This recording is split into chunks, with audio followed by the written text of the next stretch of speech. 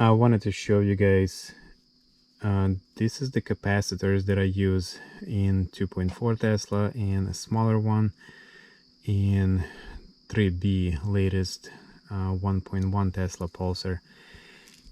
Basically I end up slightly burning one.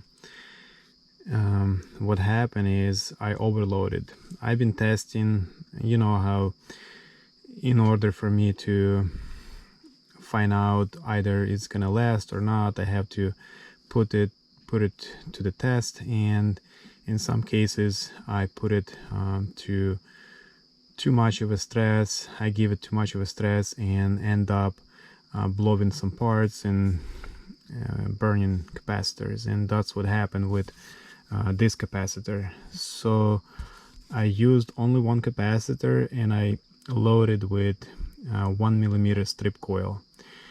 In the beginning it was outputting just fine, and then it started warming up on the top here. I could tell the temperature went up, and when I pulled it out and measured it, I lost, I don't know, 30-40% of its capacity.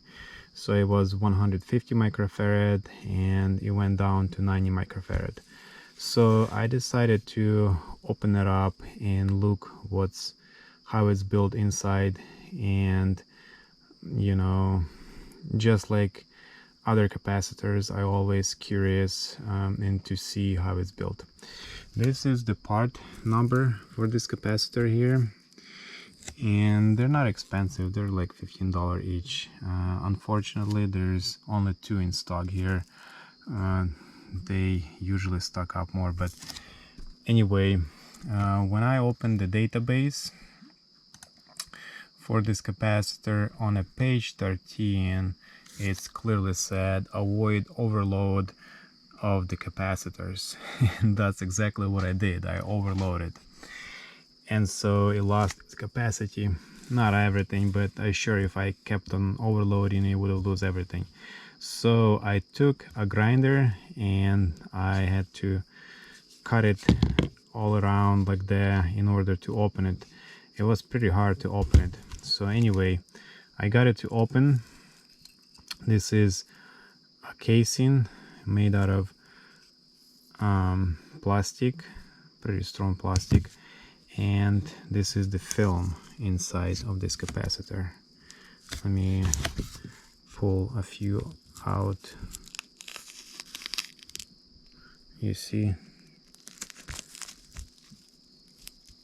sorry about the focus, this camera doesn't want to focus, but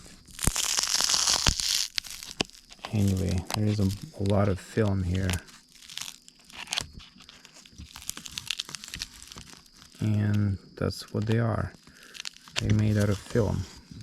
They're dry, there is no oil inside there or anything. It's just a roll of film. That's what they made out of. Just wanted to show you there, and I'll let you know that they could be blown and burned. If your capacitors do heat up, that's about it. It's gonna lose its capacity, so do not allow them to heat up. Basically, do not overload them, and that's what I did. But I'm a tester, I have to test it to the limits, and that's what happens. I end up burning all kinds of parts, capacitors including capacitors. Just wanted to share with you this what it looks inside of this capacitor, and let you know that they could be burned. Alright guys, if you like the video, give me a thumbs up, subscribe, and I'll see you in the next one.